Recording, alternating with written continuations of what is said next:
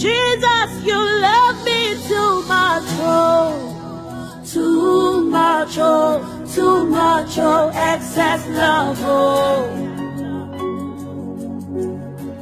Jesus, you love me too much, oh, too much, oh, too much, oh, excess love, oh.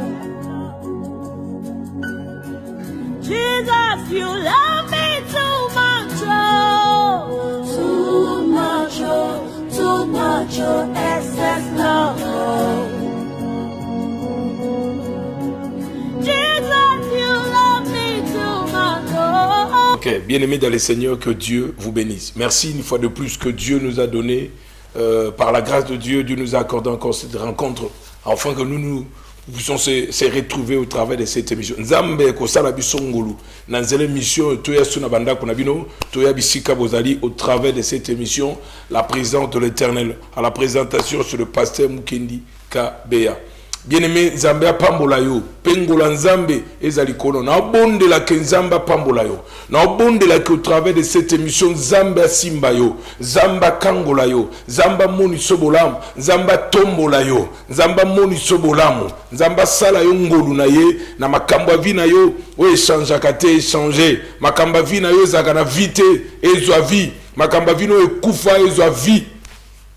Ezo alira sika utana mkwalelo o azaka mayele tena nzela na vina ye azwa mayele na vina ye o azaka nakata ko zanga ko sosola mais azwa bo sosoli na au travers de cette émission Togo bonde la paix to béni émission na kombo na Yesu pambola ba nyonso ba landa biso bazala édifier bazala guéri bazala libérer bazala délivrer na briser misala satana na via ba nyonso ba landa biso na tango na détruire misala diable comme le fils de l'homme est venu pour détruire les œuvres du diable. Le fils de Dieu est venu pour détruire les œuvres du diable. Na détruire misala diable na vinayo na détruire les œuvres du diable na Congo na 26 provinces à RDC na ko détruit misala o nyonso o diable a salaka na kati ya RDC na monde na ndaku na yo na santé na yo na ba frère na yo. Je détruis les œuvres du diable au nom de Jésus. Je me lève maintenant comme un fils de Dieu pour que détruire misala o ya diable na vina yo. Selon Matthieu 17 na bengani misala satana na vino na bengani maladi na vina yo na bengani kufa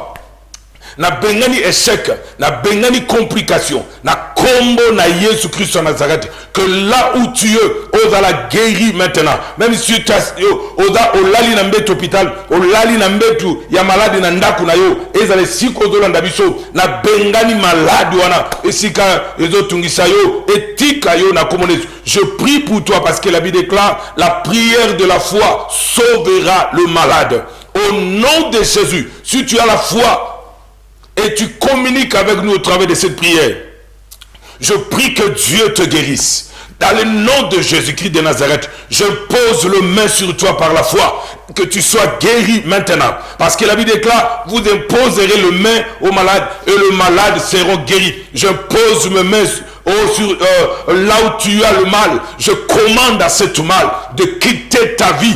Je commande à cette pandémie, à cette maladie, de quitter ta vie maintenant, de quitter ton âme, ton corps et ton esprit. Nazo détruit misala ya satana. O nyonso satana asalaka na kati na moko. O nyonso satana asalaka na parlement, na sénat, na assemblée provinciale, na fonction publique, na ba ministère nyonso, na armée, na la police, na ba service nyonso ya sécurité, na ba département nyonso, na ba domaine nyonso ya Congo. Nazo détruit mission nyonso va envoyer à diable bazanango pour mboko na détruire ango na kombo na Yesu.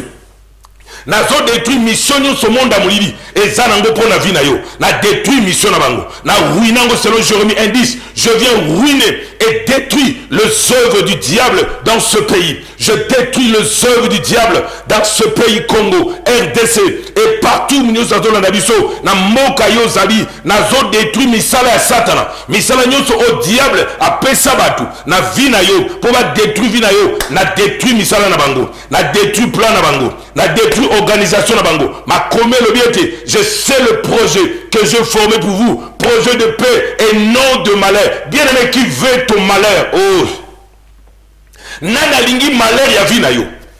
Nana zo linga yo omona malheur nani azoluka malheur ya vie na yo nani azoluka malheur ya santé na yo nani azoluka malheur ya baprojet na yo nani azoluka malheur ya libala na yo nani azoluka malheur ya mbali na yo ya bana na yo nani azoluka malheur ya vie na yo nani ngo azolinga ke yo lela nani azolinga ke yo lela nani azolinga yo souffrir bien-aimé dans le Seigneur nazo détruit misala Satan na combo na Yesu et comment c'est que le père n'a pas planté doit être déraciné na déraciné au diable a planté na vie na yo o a planté na motema na yo na déraciné motema mabe au diable a tiakati na yo na déraciné haine jalousie incompréhension molimo nyonso oluka pasi ya bato et pikwama na combo na Jésus Christ Nazareth nazo pikola kona ya Satana na mboka huyu nazo pikola kona ya Satana na église na bino nazo pikola kona ya Satana na foyer na yo nazo pikola kona ya motema mabe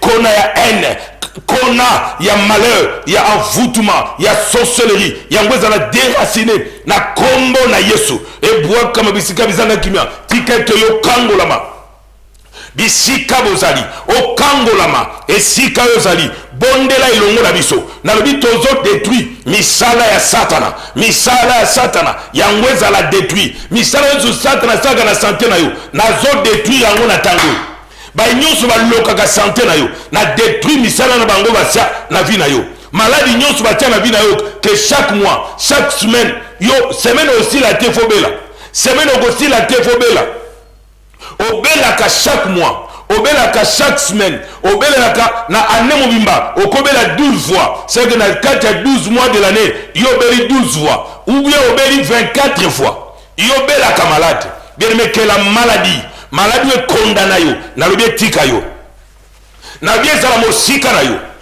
na kombo na Yesu bino bozala maladie ya famille kufa ya famille malheur ya famille échec ya famille ce soir ce moment ozolanda biso quel que soit le temps okolanda biso eza na pokwa na tongo na midi bien na kombo na Yesu na pikoli maladi wana na vie na yo epikwama pe bois comme bisika ezanga kimia le kwama commis elobi c'est que le père n'a pas planté il a dit que Satana akoya kolona malade na kati ya vie na yo na lobi maladi wana epikwama pour comment se passe ce maître ici nous sommes guéris. Que Dieu te guérit là où tu es. Je prie maintenant. Yozala guéri maintenant. Yosa condamné. Votre famille a été toujours, depuis le temps passé, condamnée. Condamnée par l'échec. Condamnée par le célibat. Condamnée par la divorce. Condamné par la mort. Soko du diplôme d'état au Koufi. Soko Bali au Koufi. Soko du Vianzé au Koufi. Soko du Mbongo au Koufi. Liweza na ba forme belé. Soko bandelo ko ekufa kaka. Soko okufi te ba faire ekufi. Soko loti mutu mo na famille na bino. Elasi ke musala ekufi. Elasi ke molimo na kufa. Oezaka na famille na bino lelo na poko lelo nazo benga nango na kombo na Yesu. Ma komelo biete je ne mourrai pas je vivrai. Dis après moi je ne mourrai pas je vivrai. Ngai na kufa te nazo vivre. Na kokufa na corona te na kokufa na typhoïde te na kokufa na malaria te na kokufa na hypertension te na kokufa na typhoïde te na kokufa na accident te na kokufa na instabilité te na kopike crise te quel que soit le temps quelles que soient les circonstances tu ne mourras pas et dans mobile aboyo et dans la moisi aboyo et dans la bengano na musala et dans la lingio du soute komi bomate kokende komela kizite pour kokufa kokende komitia singate pour kufa ta vie a de la valeur tu n'es pas venu sur la terre par hasard non mais tu es venu avec une mission bien-aimée dans le Seigneur na bengani molimo na kufa liwanyo sebime kende dans le nom de Jésus-Christ de Nazareth prie avec moi na zobenga na molimo na kufa yo molimo na kufa oezo bomelio libala oebomelio kimia oebomelio sengo na zobenga nango na tango na lobie bimetika vina yo na bie tika vina yo na lobie tika vina yo na lobie tika vina yo na lobi na kombo na Yesu na ye na tango yo dans le nom de Jésus na zobengana molimo na kufa soko bandi ba faire suko nango kufa suko nango compliqué bien na bengani dele nyonso ba tshela yo na tshela moyi dato babongisaki mois année jour heure temps oba bongusaki ke yo kufa na bengani liwa wana. Au nom de Jésus-Christ de Nazareth, que l'ombre de la mort quitte ta vie. Que l'ombre d'abord de la mort, je le commande de libérer ta vie. Je le chasse parce que je crois dans un nom. Je crois à un nom. Quel nom? Le nom que Jésus, le nom que Dieu nous a donné. Gloire au Seigneur. Mais nous avons un nom. Tu peux avoir des noms dans ce monde, mais il y a un nom que Dieu a souverainement élevé. C'est le nom de Yoshua Mashiach. C'est le nom de Jésus-Christ de Nazareth. Et par ce nom, tout genou fléchira. Toute langue confessera que Jésus-Christ est Seigneur. Langue à nyonso, langue à roi, langue à président, langue à sénateur, langue à député, langue à moutou nyonso, il y a femme maraîchère, il y a forme nyonso. Leur langue va confesser que Jésus-Christ est Seigneur. Car c'est le nom qui nous a été donné. Et par ce nom, nous chassons les démons. Par ce nom, nous commandons maintenant. Na misala ya molili etika vina yo. Nazo commandé na vent ya ténèbres. Et bando tika vina yo. Le vent de l'opposition. Et bando tika vina yo. Na kombo na Yesu. Mitungisi. Na etika vina yo. Célibé tika vina yo. Stérilité tika vina yo. Freinage tika vina yo. Maladie à tension tika yo. Maux de tête, maux de dos. Cancer de sang, cancer de peau. Cancer de sein. Na le bien tika yo. Cancer de toutes sortes de cancer. Na le bien tika vina yo. Nazo penga na ngona tango. Ebima na kombo nesu. Na bien ebima na kombo nesu. Nazo commandé molimo nyonso ba cancer. Molimo nyonso ebage soki mbongo ye maladie bandi. Na commandé molimo wana. Ebima. Esprit à limitation. Oezo limité yo financièrement. Oezo linga to sepela. Na misala maboko na yo. Na mbongo ozozwa. Oezo linga yo lela. Oda ne sengote. Na bengani molimo wana. Au nom de Jésus-Christ, sors maintenant, toi esprit impur. Bimana ndaku yabana nazam. Bimana ndaku yabana nazam. Bimana Congo. Bimana RDC. Bimana Tango. Bimana ba 5 continents. Tika libota nazam. Babi kelonga nazam. Ma komelobi. Le diable ne fut pas le plus fort. Et sa place ne fut plus trouvée dans les ciels. Oh, gloire au Seigneur. Et Jésus est venu, il nous a donné cette autorité. Et la Bible dit dans Marc 7, du 7, ma komelobi, talabikamwa, we kolanda baiba kondimelanga, na kombo nangai, ya Yesu Kristo, boko benga na milimu mabe, ya ngona zo benga na milimu mabe. Ma komelobi telemela satana, akokima, na telemeli satana nyonso na vina yo. Abima na tango, na telemeli envoûtement nyonso. Nazo telemela kolokama. Lokola Paul Abina Galatie 3, Abi Galatia, qui vous a sorcelé pour que vous ne puissiez plus obéir à la vérité.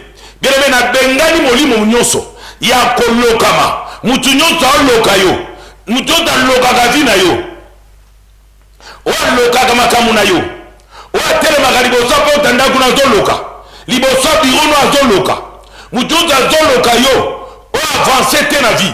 Ça peut être baloka yo na famille na moko. Baloka yo na papa na yo. Lenso longole le bilamba. Lenso baloko na mama na yo. Lenso baloko na ba voisin.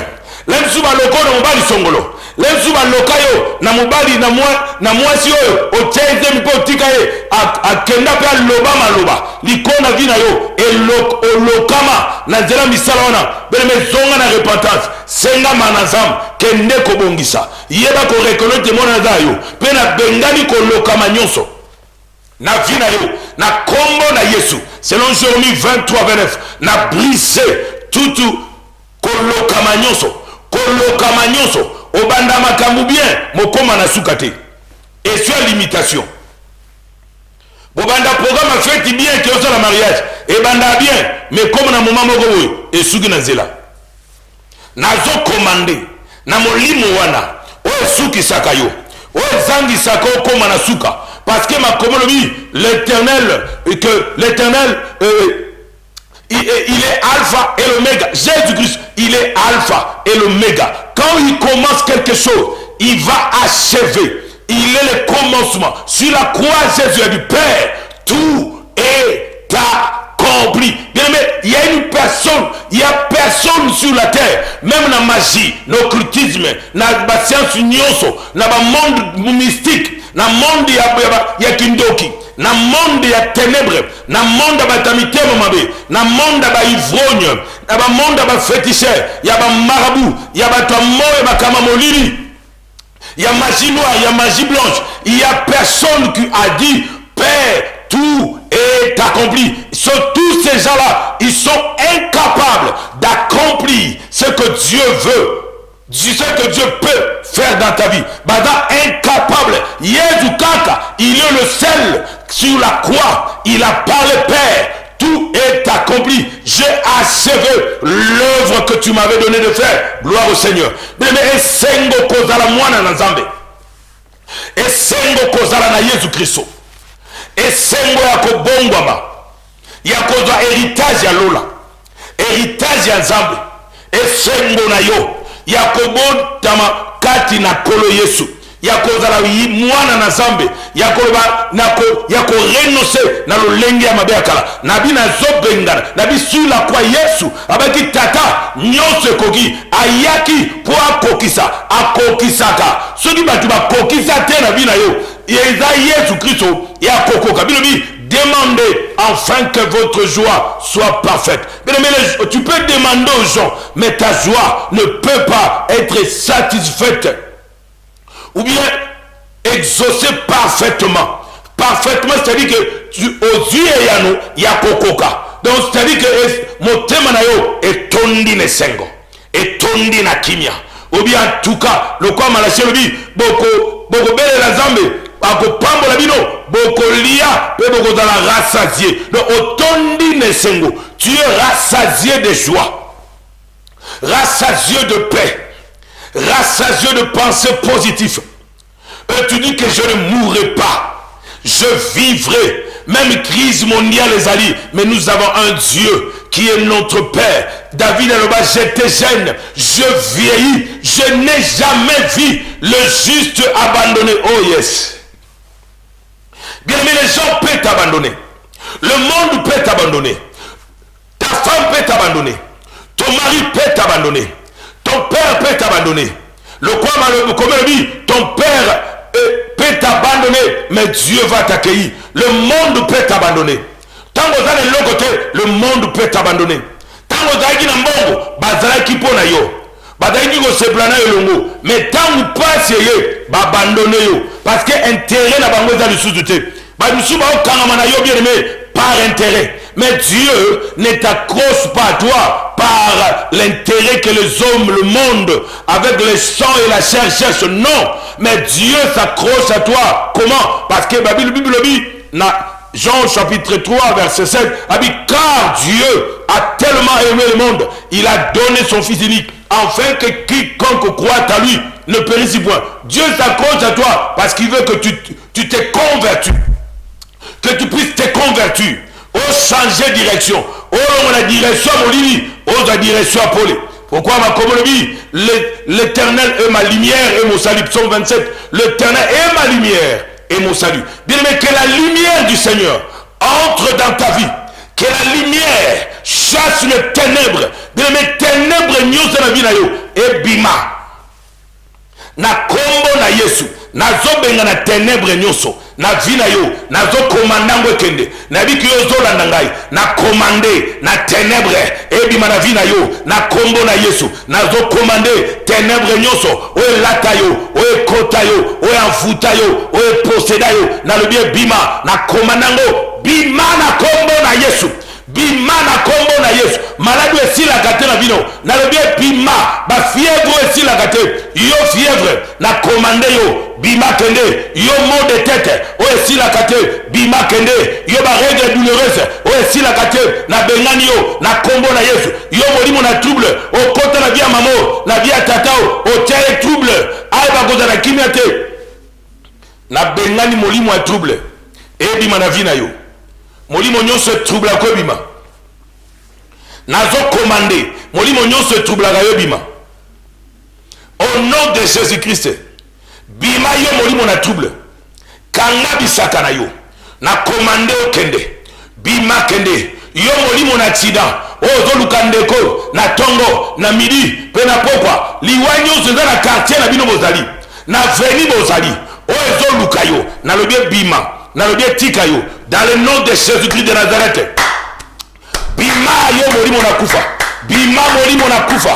Bima kende. Yo molimo mari be femme de nuit. Un kim pe sikim. Je vous commande au nom de Jésus-Christ de Nazareth, parce que je crois à un nom, le nom qui est souverainement élevé, et je viens avec ce nom pour commander à ces démons de quitter mon frère, de quitter ma soeur, dans le nom de Jésus. Toi, Asmodée, je te commande, sautez maintenant, libère maintenant ma soeur, libère maintenant sa vie, au nom de Jésus-Christ de Nazareth. Yo ba peso libala butu, babali sona butu, pona moyo balate. Quel que soit Kitoko na yo, quel que soit Mbongo na yo, mais tu es marié na butu, au bala na butu, l'ensu maman n'onde a commissaire au koma mwasi na ye. L'ensu papa na yo, a zoa ya commissaire mwasi na ye, na lolenga molili, solo lingo bala, a complicaka fanti, fanti rote, boye, amadisaka Mbongo. Il y a d'autres pour que nous parlions à l'ingabala yo akende otika la kapo na ye lemsu ya na yo azolo ko la mwasi na ye avuta yo aksala na yo o la mwasi na ye na lolenga molili pas sur le plan physique mais sur le plan spirituel et tu ne parviens pas ya ko bala na moyo na zo commander motonyo soit la ta vie na yo a lolenga molili soke da ndoki soke da ngaga soke da fétiche na bien pikwama etika yo okangolama obike elonga na Zambe nazo komande molili nyonso etika vina yo pe okangolama omona elonga Zambe kokangolama ezali kosikolama epesamela yo makomelo bi na Luc 4 18 à 19 l'esprit du Seigneur sur moi car il m'a oint pour annoncer la bonne nouvelle pour délivrer les captifs, pour la bateau, na sena boumba molili à diable, pour délivrer les captifs, pour proclamer la délivrance. Nazo proclamer délivrance à Vinayo, parce que l'esprit du Seigneur sur moi n'a proclamé délivrance à Vinayo, n'a proclamé délivrance. Il y a finance na yo, il y a matériel na yo, il y a social na yo, il y a programme na yo, il y a famille na yo, il y a mboka na yo, il y a ngwe kangolama na kombo na Yesu. Soki Zamba kangolite, motako kangola zalite, bien aimé Zamba kangola yo na kombo na Yesu. Bien aimé roi na Babylone, Aïbisa Daniel qui a dans ma koga au kangolete, mais il y a un Dieu adaki capable ya kokangula malgré ordonnance ya loi. O royaume quoi signa o adaki incapable à ko violango à respecter qui ordonnance mais pour que Daniel a koufa étant qu'adaki innocent Dieu l'a justifié, Dieu l'a glorifié, Dieu l'a délivré. Zamba kangi monoko ya bakosi alongoli bango zala babandi komona Daniel le kol adaki aboko la kabango bien aimé ma benyon sur ma lengi pour yo et dans la ni sans effet na kombo na Yesu to rendre impuissant tout ce qui est du diable et commandement en Hébreux 2:14 il a rendu impuissant celui qui a la puissance de la mort, c'est-à-dire le diable. Jésus-Christ l'a rendu impuissant. Nous rendons impuissant misala ya satana na ba domaine tout la vie na yo. Nous rendons impuissant Bondoki, Molili, nous le rendons impuissant par le nom de Jésus-Christ. Dans le nom de Jésus-Christ, nous rendons impuissant. Makamunyo c'est le cas qui est makasi. Oyeba kite kolonga lelo na zelo mission na bi todo rendre misala wana impuissant todo rendre impuissant ba nyonso ba telemela kayo o ba lukaka liwana yo o ba lukaka pasi na yo monde nyonso amolili makomelo bi ba koyanzela moko ba kopanzana nzela sambo tikete ba panzana ba nyonso ba sangana po ba luka pasi na yo me ba panzana lelo ba panzana que la confusion totale et dans la bango. La confusion totale et quitter la bango na tango. Ba panzana, ba yoka na lisudité. Dans le nom de Jésus-Christ de Nazareth. Amen. Bien-aimé dans le Seigneur. Tous les sabata ya gobondela. Tous les sabamoma ya gobondela ensemble. Kozana kondima nde tolobela. Bible dit que la foi, c'est une ferme assurance de choses qu'on espère. C'est-à-dire, quand tu pries, tu as la foi en Dieu. Tu sais que ce que tu demandes à Dieu, Dieu va te donner. Tu ne pries pas avec hésitation, mais tu pries avec foi. Nathan, au travers de cette émission, tolingi yo sosola. Osala mabondeli ya kondima. Prière ya kondima, o kangola kabayenge bene. Yo kangolama, obike longa na Nzambe. Naba nalobi, la prière de la foi et bikisaka. La foi, c'est l'assurance sur la confiance que tu donnes à Dieu. La foi est l'assurance au mutazanango. Wapi et pas dans Zambie. Foi au mutazanango et pas dans mutunazambe nenga bondela. Azon di makeso ba bonde pona ubika. Aon di make miracle ko pesa melaye. Et dans la musika Nzamba ko bikisa ye. Livre Jérémie lobi Nzamba bi naza Nzambe kaka ya musika te. Naza Nzamba penete mais naza pe Nzambe ya musika. O azana makoki osani. Ya kokango la vie na moto. Il est Dieu qui est capable. Ya kobikisa bomo na moto. Ya komoni sa moto elonga na ye, elonga. Jérémie Lobi, je ne suis pas seulement un Dieu de près, mais je suis aussi un Dieu de loin. C'est à cause de la peine à Mosika. À comment nous sommes longs à la Mosika. Au comment on appelle Bola Monaï. Jérémie 23, 23. Bible dit, ne suis-je Elohim que de près, dit Yahweh, ne suis-je pas aussi Elohim de loin. Nzamba gaga nzamba penete asala ga pena mosika. C'est que sika yo zali soko tie kondima et sika yo zali Dieu peut te guérir. Lis le Jérémie, livre Jérémie 23 verset 23. Nzamba gaga nzamba penete que c'est ka to za pene oui to za pene mais na mosika pe ko bikisa yo. Celui qui invoquera le nom du Seigneur sera sauvé. Quand tu invoques le Seigneur, et si Kozali, je t'invoque au Seigneur, na invoqué aux Zambé pour la vie à ma soeur, pour la ndekwazo la nangai, na invoqué aux Zambé, na lingio intervenir pour sa vie. Je t'invoque parce qu'il était dit, celui qui invoquera le nom du Seigneur. Alléluia. Et si Kozali banda kobela, Jésus, Seigneur, Nabelelio, je t'invoque. Quand tu invoques, tu appelles son intervention. Tu veux que Dieu intervienne dans ta vie. Dieu Elohim, Yahweh, il n'est pas un Dieu seulement de près, mais il est aussi le Dieu de loin. Il peut aussi te toucher. Là où tu es, tu peux toucher Isikozobela. Que Dieu puisse te guérir. Il est écrit, ce parchemin dessus, nous sommes guéris. Ça peut être au cours de le quoi femme a 12 ans malade. Adagi na perte de sang 12 ans. Adagi na mbongo. Mais mbongo na ye. Ezagi na problème à obigisa ye.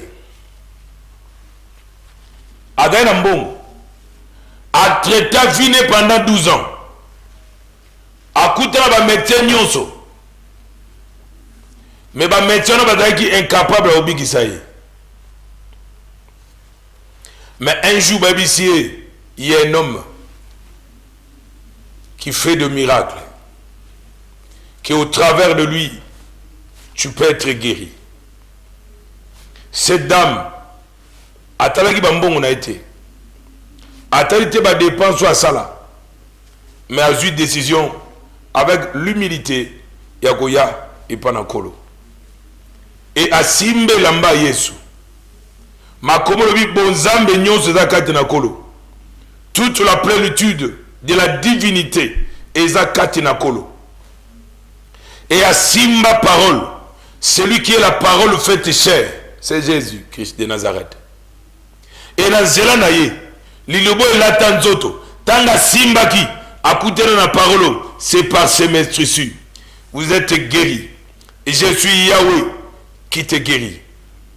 Et cette âme, cette personne, elle a reçu la guérison. Dieu l'avait guéri. Et Yesu, à Ekoloba, il y a quelqu'un m'a touché. Moutoumogwa simbingai, peut-être oui Seigneur. Nanene toza va doit toucher yuwakat. Bien mais au cause de la peine nakolo, mais au cause de la peine, il y a Moutouna Zambe. On Zamba doit utiliser puissamment. N'a pas domaine à guérison, n'a pas domaine à miracle, n'a pas domaine à prodige. Mais il y a oublié karaté parce que tu ne crois pas à son ministère. Et là, on va croire dans le tombeau à Moutou. Cette maman avait cru au ministère de Jésus. Tel que Yopodo Landabiso. Si tu crois dans notre ministère, tu crois que nous sommes des serviteurs que Dieu a appelés, a établis, a envoyés pour vous annoncer la bonne nouvelle. Tu peux être guéri. Et Jésus-Christ a dit à Pierre, quelqu'un m'a touché. Parce que j'ai senti à moi une force se dégager. Ah oui, c'est vrai. Mais ce qu'on fait, nous Simbagi. Et cette dame s'est aussi présentée. Elle dit, va, ta foi t'a sauvé. La foi de cette maman l'a sauvée. Bien-aimé, ta foi aussi peut te sauver. Si seulement si tu peux donner confiance à Dieu. Si seulement si tu crois, cette maman a été guérie. Dieu l'avait guérie. Et la gloire de Dieu se manifestait. Le miracle est alisami. Et le biko moni sami na vinaye. Nazoli sabato bandima kate pona gondima. Bato bandima kate. Bandima ke kolo adana makoki ya opesa lobiko. Ya kokangola. Ya kosunga. Mais lobiko esike zalakite. Bizala. Ma comme le Dieu, il appelle à l'existence de choses qui n'existent pas, comme si elles étaient. Nazobondela, au travers de cette émission, bien aimé, élévation, jamais na vie na yo, je l'appelle à l'existence. Mariage oya ezala jamais na vie na yo, Yamalam, j'appelle un bon mariage pour toi. Je l'appelle à l'existence. J'appelle un bon boulot pour toi. J'appelle la bonne santé. Je l'appelle à l'existence. Que ça commence à exister pour toi. J'appelle la paix à l'existence. Que la paix existe dans ta vie. J'appelle la paix. J'appelle l'harmonie dans ta maison. Que l'harmonie entre dans ta maison. Que l'harmonie entre dans ton foyer. Que la joie entre dans ta vie. Que tu reçoives la paix maintenant. J'appelle la guérison. J'appelle la joie. J'appelle le progrès. J'appelle la vie. Je l'appelle à l'existence. Quand les gens te verront, bamona ke vie ezakati na yo. Po batusu batambola rotale bo kopali ke mutu asa kufa. Ana vite, autambola na sola liwa. Nazobenga vie ekota kati na yo. Liwa nyonso ezakati na yo longwa. Sola liwa nyonso ezaki na vie na yo. L'odeur de la mort est quittée. J'appelle à l'existence la vie na yo. J'appelle à l'existence la prospérité. La Bible déclare, il s'est fait pauvre pour nous rendre riches. Un homme qui s'appelle Jésus-Christ de Nazareth. Na tango, na zobenga bozui, na ndaku na yo, na vie na yo. Lensu baboya yo, na mwasi mogo, pozagi na mbongo te. Bien na bonde lelo, na zobenga bozui, na vie na yo. nazobenga bozwi na vie na yo, nazobenga kimia, nazobenga progrès, nazobenga épanouissement, je l'appelle à l'existence. Nazobenga mituka ya malamu pona yo, nazobenga nazoba ndako malam, nazobenga voyage ya malamu pona yo, nazobenga progrès, je l'appelle à l'existence. Que quand les gens te verront, bamona zambe kati na yo.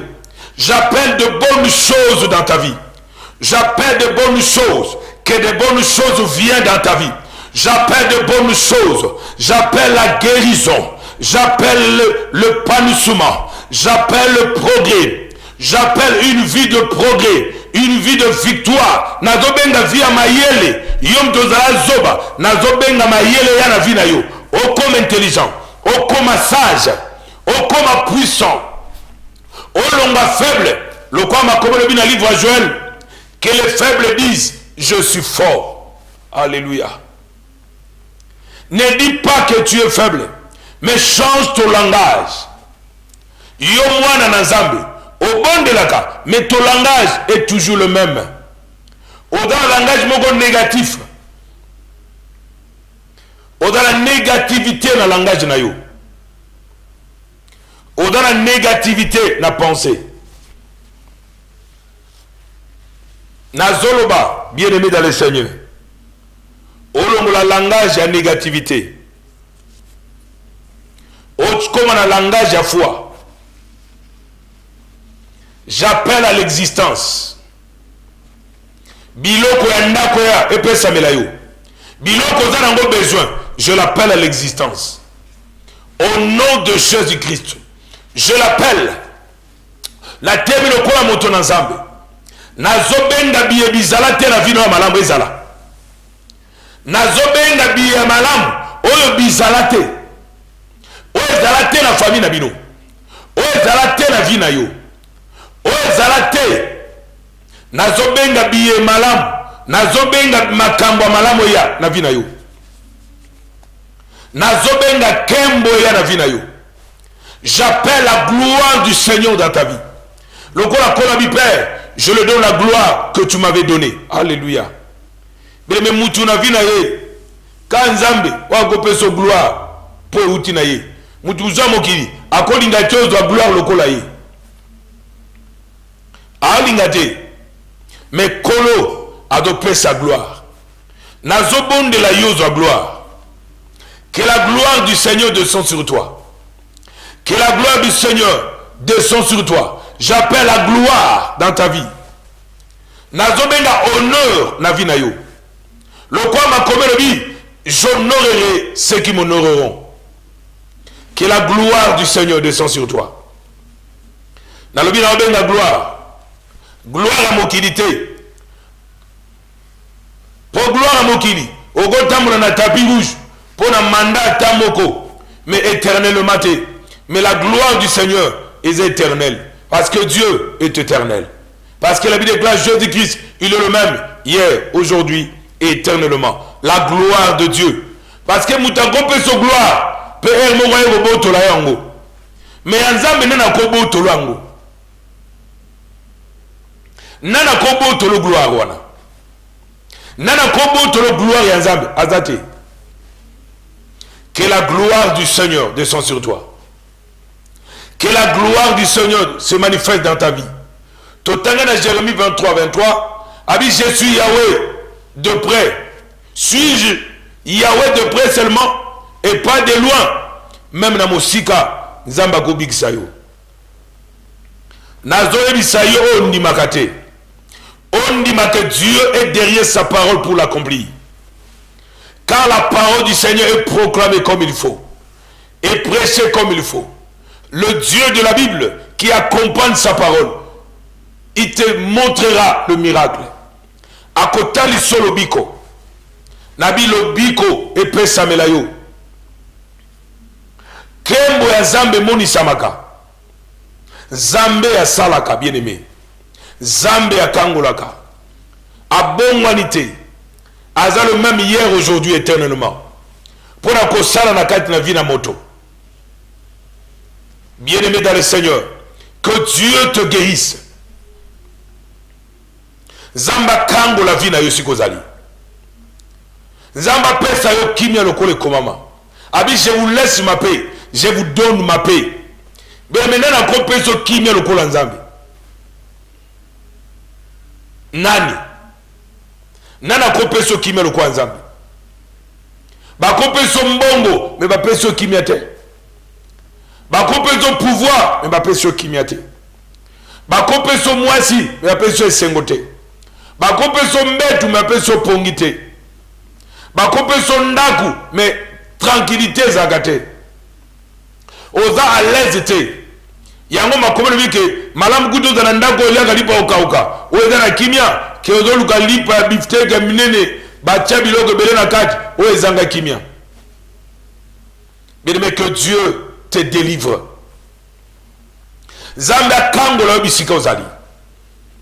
Aussi kolama. Nazo proclamer délivrance à vie selon les 4 du 19. Na proclamer délivrance à vie na yo. Yo ba vuta, ba loka, bien aimé dans le Seigneur. Nazo bondela, na détruit ko loka magnon sur la vie na yo. O raisonnal sou bien te. O loba sou bien te. O zala no bien, mais vie ne beba kaboy. Na détruit ko loka magnon sur la vie na yo. Ko loka magnon se zala détruit. Envoûtement nyonso a détruit. Nazo bonde la yo kangolama. O monde longa na zambe sikozali. Loba amen. O bika ilonga na zambe. Zamba daga nzamba mosika te. Adape nzamba pene. Bien-aimé dans le Seigneur. La foi en Dieu. Ayez foi en Dieu. Ça peut être le monde t'a dessus. Tu as été dessus. Na bateau kutana na bauna vina yo.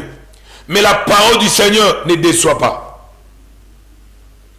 La parole du Seigneur reste le même. La parole du Seigneur agit toujours. Comme le Seigneur a dit. Mon Père agit jusqu'à présent. Moi aussi j'agis. Mais maintenant, je dis ça, que Ndamba sa sala na ye. Asili sa na ye. Asala kalisutu te. O antichrist te. O motele melinankolo. O incrédule. Moto ayebi ni zambe, ni maloba na ye, ni nguya na ye, ni misala na ye. O azana makamba mabe. Nzamba silisa ko sala na ebisio. Ne kuluza sabeke koki, me misala na vina bato. Nzamba zo koba ko sala. Nzamba zo koba ko sala. Nzamba tika ko sala te. Bele meyo zo la nangai. Nzamba lemba ko sala te. Eloko moko pete elemba na nzambe ezate.